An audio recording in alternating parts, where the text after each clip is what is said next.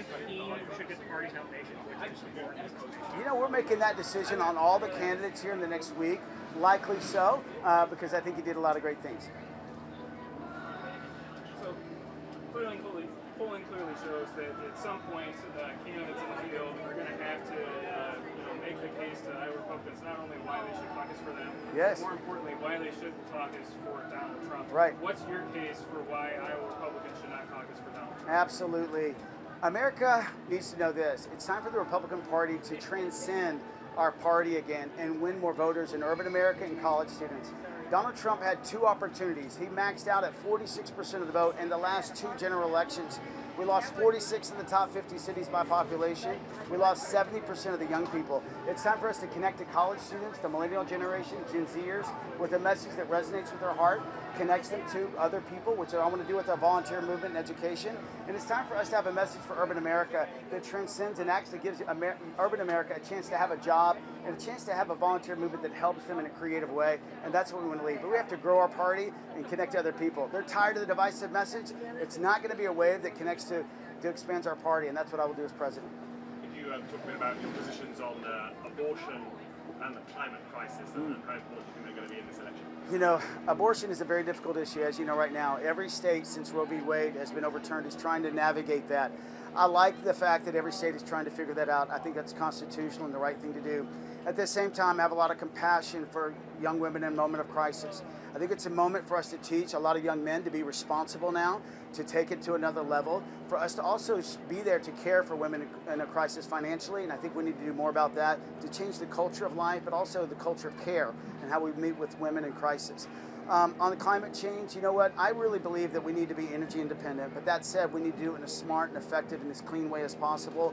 I really feel like that the nation of the United States of America does a better job than most other countries that are exporting oil today, and so we have to continue leading that way, but we have to be energy independent.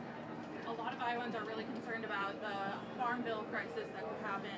What are your thoughts on that? What are your thoughts on, first of all, agriculture-based Iowa and how they're going to tackle it? Well, Iowa is the heartbeat of America, and especially when it comes to feeding America and the other parts of the world. We have to be able to make sure Iowan farmers are strong. I will stand with Iowa farmers on many issues that they're facing today, including the CO2 pipeline, which so many Iowan farmers that I'm talking to are not in favor of.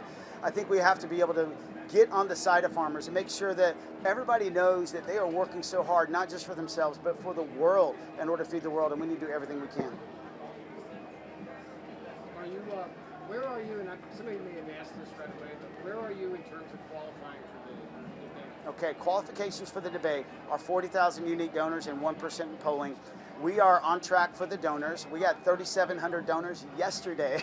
So it took us 2 months to get a couple thousand, and now it's snowballing. So we have about 25,000, but we're averaging about 2,800 to 3,000 a day. So I believe we're going to qualify for all that here probably in a couple days before the deadline. And on the polling, we got 1% polling. We get the polling in one poll, and a few more are coming out. And the early things that I'm seeing is we'll be able to hit it. So I'm praying it all goes well. If you were elected, would you pardon Donald Trump? Would I pardon Donald Trump? Likely so. Many of these things that I'm seeing right now are so political. We're seeing 30 some odd indictments coming out at this point in time. I think it's a two-system tier of justice here that we're watching play out. And if it continued on like that, then likely so. So could you give your assessment of Joe Biden's presidency so far, and what are you hearing from people here in Iowa about that? Well, Joe Biden is doing what he said he was going to do, except for the fact he said he was going to unite our country. So we knew he was going to spend a lot of money. It's taken us into another complete place of higher inflation than we ever thought possible. But he's also taken us to a place where our banks are struggling, where the U.S. debt is crippling our economy and crippling our ability to lead across the globe. I think it's a mistake to give unlimited funds to Ukraine. I think we need to be able to stand with Ukraine, but also start leading a movement now to make NATO pay more and also make bring a quick resolution to this war. I need to bring Putin and leaders at the table saying it's time to end this with diplomacy and strength and freedom for everybody.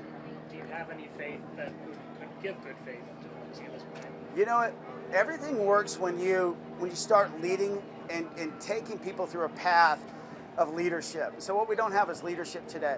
I really believe this. So to end a war, it's going to take everybody walking away feeling like you know what, there's some portion of this thing where they can go back to their people and say they were successful.